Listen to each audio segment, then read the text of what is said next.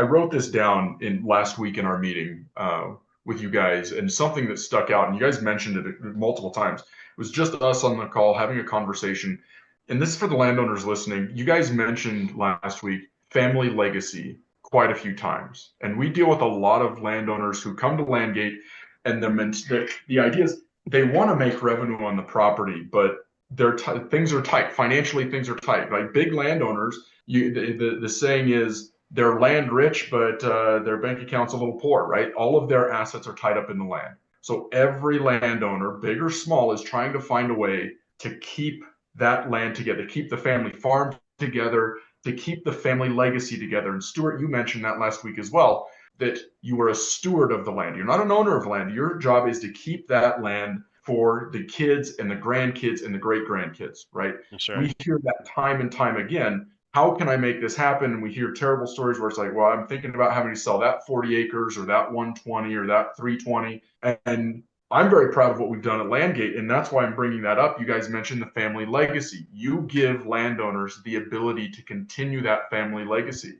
You're not going to be making $1 million an acre off carbon credits, but it is revenue, and it's significant revenue that can absolutely help with the bottom line of a balance sheet of what you need to look at your land as. It's an asset. And now it is a cash land yield can help make it a cash flowing asset. And we talked about this, Stuart. If you were to sell that property, what Yeah. does that mean? What does that mean? It's a benefit because now you have a guaranteed cash flow on that piece of property. They run a discounted cash flow analysis on it, and it brings additional revenue. And we've seen that time and time again across all the resources.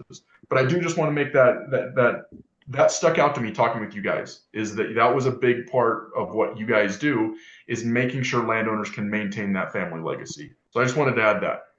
Yeah. I mean, I think if you did want to sell it, one of the options, so many people are doing 1031 land exchanges now, looking for a place to put their land or put their money without having to pay the taxes. And, if you have a piece of property that already is generating revenue, that's going to be very attractive too. It's again, if you want to sell it, different from the family legacy.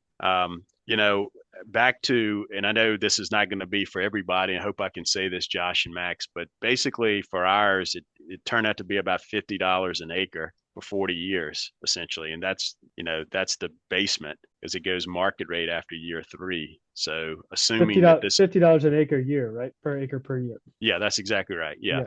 So that just gives you an idea. So in our part, we get about maybe $10 an acre hunting. The farm lease is less than that because we're trying to help a small farmer out, and there's some other tax benefits to that. That just kind of gives you an idea. And back to the authenticity of this thing to tell you that land yield is not just out for them. I mean, there was a time where I put in a 13-acre tract.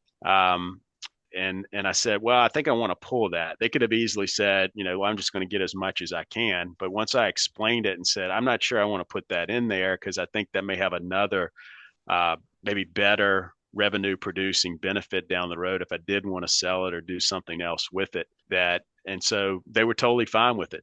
I just go on there, the screen. I don't know if you're going to show that, Max, but I just clicked off of it and totally fine with it. So once you get in the process, there's things that you'll think about, that there's opportunity for you to get feedback and so forth through that. And I thought it was very flexible, very easy to use.